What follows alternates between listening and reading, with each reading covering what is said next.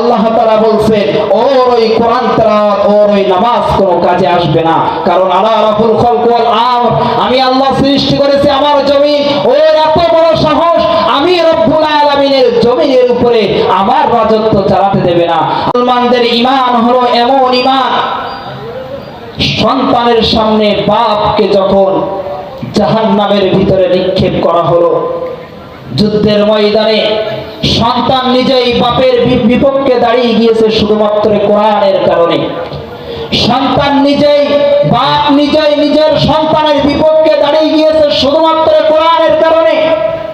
বাপ চিন্তা করছে সন্তান দুনিয়ার 60 বছর জিন্দেগি তুমি আমার সন্তান, আমি যখন মৃত্যুবরণ করব তখন তুমি আমার কবরের পাশে 1 দিন 2 দিন 3 দিন যাবা, এর বাহিরে তুমি যাবা না। 1 বছর 1 মাস যখন পার হয়ে যাবে তখন তোমার মনে পড়বে না তোমার বাপ কেমন ছিল, তোমার বাপ তোমাকে কি করছিল, তোমার বাপ তোমাকে জমিনের ভিতরে লালন পালন করার জন্য কত কষ্ট করছে, এইগুলো তোমার মনে থাকবে না।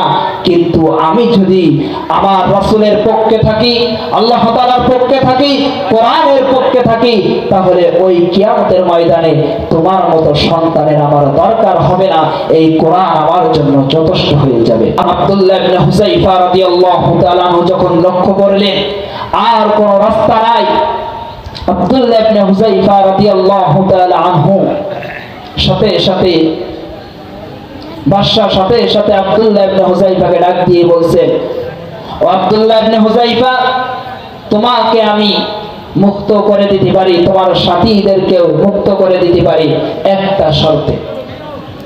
শর্তটা হলো তুমি আমার কপালে একটি চুমু দিবা, তাহলে আমি বাদশা তোমাকে মুক্ত করে দিব। আব্দুল্লাহ ইবনে হুযায়ফা রাজি হলেন না।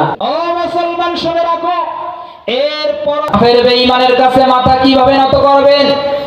এই মাথা তো কাফের বেঈমানের কাছে নত করার জন্য আল্লাহ তাআলা দেননি, এই মাথা তো একমাত্র এক আল্লাহর কাছে নত করার জন্য দিয়েছেন। তখন আব্দুল্লাহ ইবনে হুযায়ফা আবার চিন্তা করলেন, আমি একার জন্য যদি আমার 39 জন সাথীদেরকে মুক্ত করে দেওয়া হয়, তাহলে আমি আব্দুল্লাহ ইবনে হুযায়ফা রাজি আছি কাফের বাদশার কপালে একটি চুমু দেওয়ার জন্য। তখন আব্দুল্লাহ ইবনে হুযায়ফা রাদিয়াল্লাহু তাআলা আনহু ডাক দিয়ে বলছেন, একটি কাপড় নিয়ে আসেন, আমি সরাসরি তোমার কপালে চুমু দেব না, আমি কাপড়ের উপর দিয়ে তোমার কপালে চুমু দেব।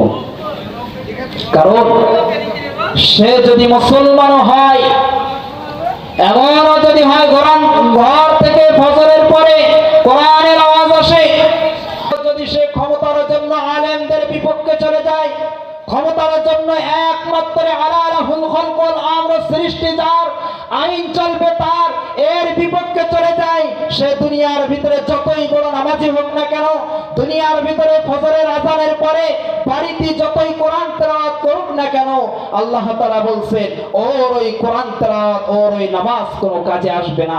কারণ আলা রাফুল খালক ওয়াল আমর, আমি আল্লাহ সৃষ্টি করেছি আমার জমিন, ওর এত বড় সাহস আমি রব্বুল আলামিনের জমিনের উপরে আমার রাজত্ব চালাতে দেবে না, আমি রব্বুল আলামিনের জমিনের উপরে আমি আল্লাহ তাআলার কোরআনের বিধান বাস্তবায়ন করতে দেবে না।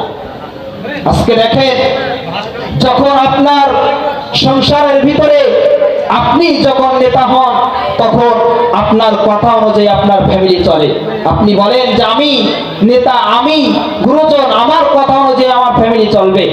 আপনি যখন একটি মহল্লার দায়িত্ববান ব্যক্তি হন, তখন আপনি চিন্তা করেন আমাকে যখন মানুষ সম্মানের জায়গায় বসাইছে, তাহলে আমার কথা অনুযায়ী এই মহল্লাটা চলবে।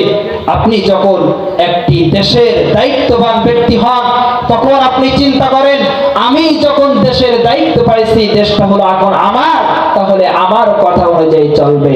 ও হতভাগা মুসলমান, তাহলে এতটুকু তোমার বিবেক কি নাই যে রব্বুল আলামিন তোমাকে সৃষ্টি করেছে, যে রব্বুল আলামিন তোমার রিজিকের ব্যবস্থা করে দিয়েছে, যে রব্বুল আলামিন আজকে একটি ওয়ার্ডের ইউনিয়নের দায়িত্ব তোমার উপরে দিয়েছে, এতটুকু চিন্তা তুমি করো না যে সেই রব্বুল আলামিনের রাজত্ব কেন সেই রব্বুল আলামিনের কথা অনুযায়ী চলবে না?